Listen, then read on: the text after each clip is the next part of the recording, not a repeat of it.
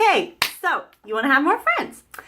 I would not normally point this out, but I have about 1,300 friends on Facebook that I do actually know, as crazy as that sounds. So I have a little bit of experience making friends, and I would love to share with you some things that have helped me. So 2 things for you today. Number 1, the law of attraction. Number 2, remembering that it's not about you. So number 1, the law of attraction. Basically, what this means is what you put out is what you will get. Now, I'm not talking all the heebie-jeebie, woo, whatevers about this, but I do mean that if you take a minute and think about who your best friends have been, think about the type of people that you enjoy being around, what kind of character traits do they have? Are they joyful? Are they funny? Are they goofy? Are they really kind? What kind of questions do they ask you? Do they ask you questions about your upbringing? Do they ask you questions about art or what you're learning? Do they ask you questions about your plans for the weekends, what you're doing? If you ask yourself those kind of questions, it will give you an example of what to be. So if you are the type of person who wants to be asked about your weekend plans and be excited about what you're doing, then you need to find somebody to ask about what they're doing. And when you ask those type of questions, people will reciprocate, which means they will want to do the same thing back. So if you are kind and generous, offer to share and ask people questions about themselves, go out of your way to smile at people and make good eye contact. It will encourage people to do the same thing back to you. So that's number 1,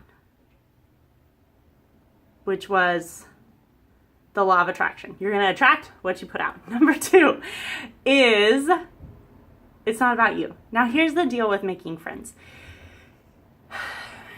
When you don't know anybody, it's really easy to get into a headspace of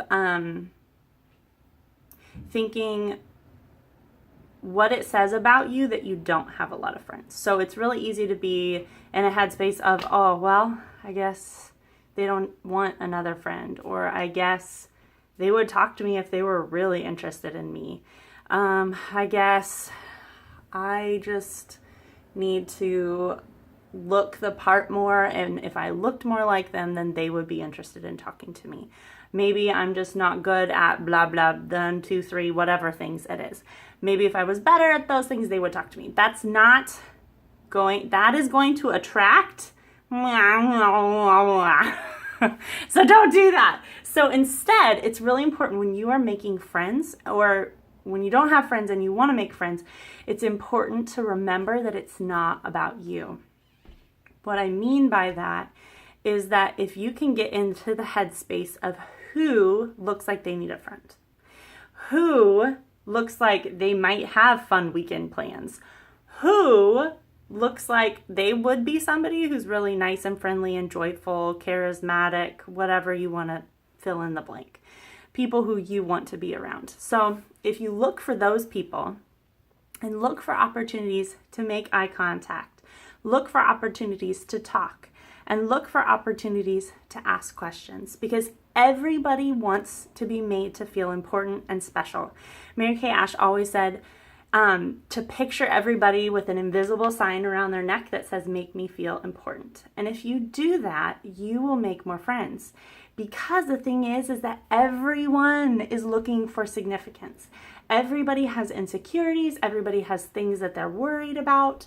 Everyone's worried about not fitting in. And so if you go out of your way to reach out to someone and make sure that they know that they're important and they know that they're seen, if you make it about them instead of yourself, then your friend circle will grow almost like on accident.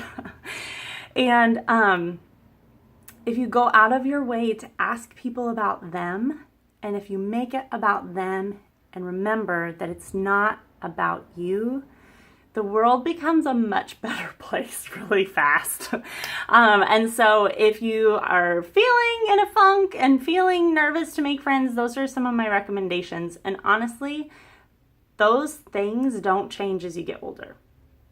And when you're in school and there's tons of people around, it's a lot easier to practice those skills than it is in like an office or a job where maybe you're only working with 2 or 3 people. And so in a larger group, it's easier to be like on the watch for people who you can practice making feel important, who you can practice smiling at and practice talking to. Even if it ends up being like the lunch lady or the person next to you in line or whatever, the person behind you waiting to get into the door. Open the door for them instead of just going forward ahead by yourself. So I hope that helps.